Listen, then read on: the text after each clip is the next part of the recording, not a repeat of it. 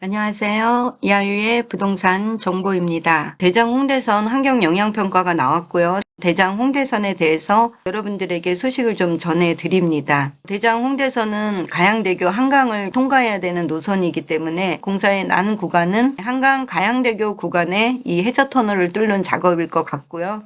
공사 기간은 길어질 수 있어서 72개월 정도 보고 있습니다. 고양시는 작년 7월 제4차 국가철도망 구축계획에 7개의 노선이 반영되었는데요. 7개 노선 중 5개의 노선은 고양 은평선이었고요. 고양 은평선은 예타를 통과했습니다. 고양 은평선은 서울 세절역에서 고양시청까지 올라가고 창릉 신도시를 관통하기 때문에 굉장히 빠른 빛의 속도로 예타를 통과했습니다. 4차 국가철도망 계획에 인천 2호선 일산 서구 연장이 있고요. 또 일산선 연장으로는 대화에서 파주 금능까지 가는 선이 국가철도망 계획에 들어갔습니다. 네 번째로는 신분당선 서북부 연장입니다. 용산에서 삼성까지 가는 노선이고요. 다음으로 5번째가 바로 대장 홍대선이었습니다. 추가로 검토사항으로 들어간 노선이 2개가 있습니다. 금촌까지 연결되는 조리 금촌선이라고 합니다. 그리고 단절되었던 교외선이 능곡에서 의정부까지 재개통하는 것이 추가 검토사항으로 들어갔습니다. 이렇게 고양시는 특례시를 맞이해서 총 11개의 노선이 지나가는 사통팔달의 교통도시로 거듭나고 있는 중입니다. 대장 홍대선 전략 환경영향평가에 대한 초안 요약서를 한번 살펴보고요. 대장 홍대선은 복선 전철로 민간투자 사업입니다. BTO 방식으로 현대건설이 최초로 제안했던 사업이고요. 3개 신도시인 부천시 대장을 지나서 홍대 입구까지 가는 노선입니다. 공사 기간은 착공 후 72개월까지니까요. 약 6년 정도 보시면 되겠습니다.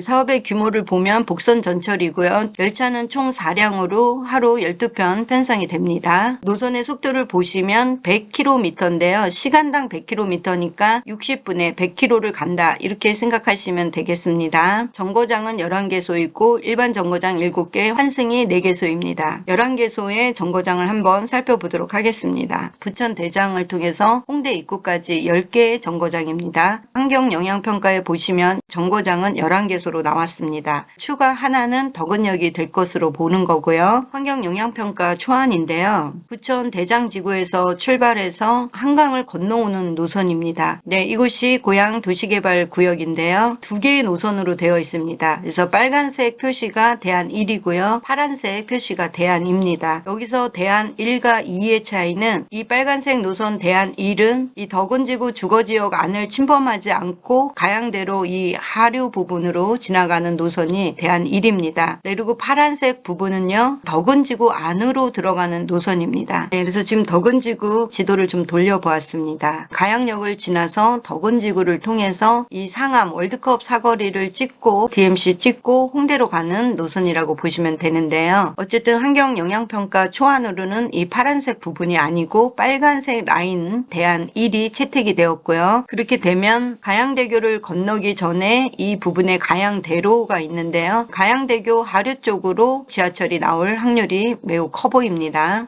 그런데 대장 홍대선 덕은역 배제하면 모든 인허가 불허한다. 이런 기사들이 지금 계속 쏟아졌습니다. 3월 25일자 기사고요. 고양시 입장은 덕은역은 사업 설계 단계부터 포함되어야 하고 역신설이 사업에 반영되지 않는다면 사업과 관련한 어떠한 행정 절차, 즉 인허가 관련된 거에 대해서 불허하겠다라는 내용입니다. 오늘 기사가 굉장히 많이 났는데요. 다 비슷한 내용입니다. 덕은지구 주민들도 역신설을 원하고 있고 덕은역 신설 여부와 정거장 위치에 대한 주민들의 문의가 계속되고 있기 때문에 주민들은 덕은지구 인접 노선으로 지구 내에 덕은역이 신설돼야 한다. 이런 입장이고요. 지난번에도 기사가 한번 나온 적이 있지만 고양시는 이 LH에서 지역 개발에 따른 수익 환원 차원에서 대장 홍대선 사업 비용을 부담해야 된다고 계속 촉구하고 있습니다. 그래서 대장 홍대선 같은 경우는 최초 제안자는 현대건설이 컨소시엄으로 제안을 했었고요. 그래서 이 BTO 방식과 BTL 방식은 이 민간 건설사와 정부가 같이 공동으로 투자해서 공동으로 건설을 하고 공동으로 수익을 나누는 구조이기 때문에 민간 건설사 입장에서는 투자금이 그만큼 빨리 회수되는 장점을 가지고 있는 사업입니다. 고양시에서도 덕은역 통과 없이는 행정 절차에 대한 인허가를 내주지 않는다는 얘기는 사전에 여론을 통해서 압박을 하는 제스처라고 보시면 되겠습니다. 고양시에서도 나름 그런 주장을 하는 이유는 있습니다. 덕은지구는 서울과 경기한 지점에 있는데요. 지금 여기 보시면 덕은지구 내에서도 여기까지가 경기도 땅이고 이쪽으로는 또 서울 땅입니다.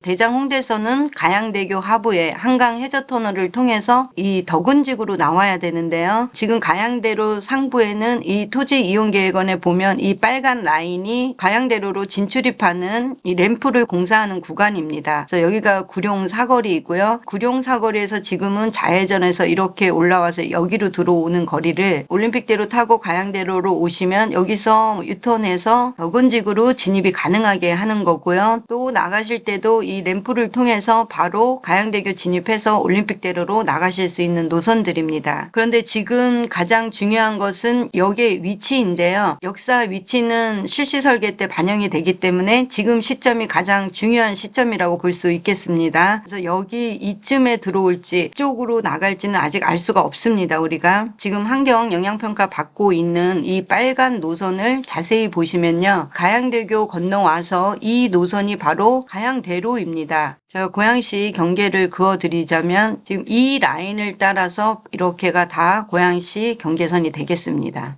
그래서 대장 홍대선은 이 고양시 땅을 넘어서 서울로 나갈 수밖에 없는 노선인데요. 지금 고양시가 강력하게 덕은역 설치를 주장하고 있는 거고요. 역사 위치는 이 빨간 선을 따라서 어디가 될지는 사실 지금 알 수가 없습니다. 전략환경영향평가 초안이 나온 상태에 있고 주민공청회를 실시하는데 이 주민공청회는 4월 7일 부천에 있는 오정 어울마당 5층에서 진행이 됩니다. 덕은지구 주민들은 꼭 참석해서 의견을 들어보시고 또 의견을 개진할 수 있으니까요. 많은 분들이 참석했으면 좋을 것 같습니다. 지금 이 파란색 부분 대안 2는요. 덕은지구 아파트 앞쪽을 이제 으뜸로 쪽으로 나가는 길로 예상이 되는데요. 이 부분은 반영이 되지 않았습니다. 덕은역에서 한정거장만 오면 바로 가양인데요. 가양에서 김포공항을 갈 수 있는 것은 물론이거니와 여의도를 통해서 고속버스 터미널 신노년 이렇게 강남으로 들어가실 수가 있습니다. 선릉을 통해서 코엑스에 갈 수 있는 봉은사역을 가고요. 종합운동장 그리고 중앙보훈병원까지 가는 노선입니다. 9호선은 색깔도 골드색이지만 실질적으로 지하철 노선 중에서도 황금 노선에 속하는 구간을 통과하는 노선이기 때문에 덕은역이 들어오는 것은 상당히 중요합니다. 바로 가양역 9호선을 이용할 수 있다는 게 가장 큰 수혜 포인트라고 보시면 되고요. 네, 그리고 이 DMC역에서 마포 공덕이라든가 용산 삼각지 다 가실 수 있고요. 그 대장 홍대선은 홍대까지 오기 때문에 이 홍대에서 2호선을 타시고 방배 서초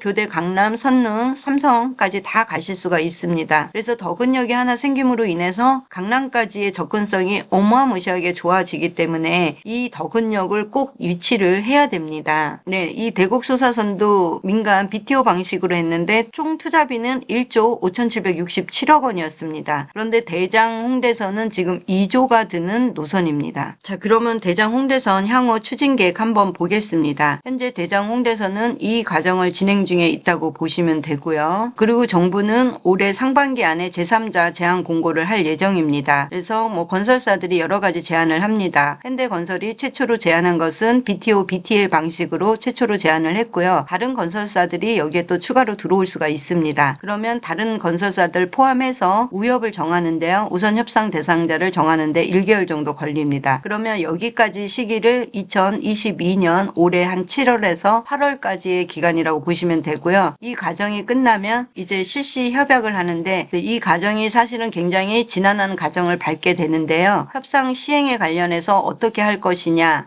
투자 방식을 어떻게 할 것이냐, 예산은 어떻게 할 것이냐, 설계는 어떻게 할 것이냐, 공사 기간은 어떻게 할 것이냐 모든 내용을 이때 정리가 됩니다. 그래서 이 기간이 길게는 1년까지 걸리는 거고요. 여기서 다 정리된 내용을 가지고 마지막으로 기재부를 갑니다. 그럼 기재부에서 또 심의를 합니다. 여기에 관련된 내용들에 대해서 꼬투리 잡을 건 잡고 수정할 건 수정하고 또 오케이 해줄 건 해주고 최종 심의가 나면 드디어 실시 협약 체결을 합니다. 그때 마지막으로 도장이 꽝 찍힌다고 보시면 되고요. 도장이 찍히면 그때부터 설계를 들어갑니다. 이 단계를 실시 설계라고 하는데요. 그러면 2023년에는 이 기간으로 다 지나간다고 보시면 되겠습니다. 그래서 이 과정까지 오면 2023년 상반기가 될 것으로 보이고요. 2023년 상반기에 실시 설계, 협약 체결 및 이제 실시 설계가 들어갑니다. 네, 그렇게 되면 2024년 빠르면 상반기 정도에 실시 설계가 끝날 거고요. 실시 설계가 승인이 나는 데까지 또 3개월이 걸립니다. 그러면 착공은 24년 하반기 정도 보시는 게 맞을 것 같고요. 공사가 72개월이 걸리니까요. 약 6년입니다. 그래서 개통은 2030년으로 보시고요. 한강 해저터널 공사가 무리 없이 진행이 된다 그러면 2030년 개통을 보셔도 좋고요. 한강 해저터널 공사가 지연이 되면 최악의 경우는 2031년에서 32년도 갈 수 있다는 것도 염두에 두시면 좋을 것 같습니다. 덕은역이 들어올 수 있도록 힘을 하나로 모았으면 좋겠습니다.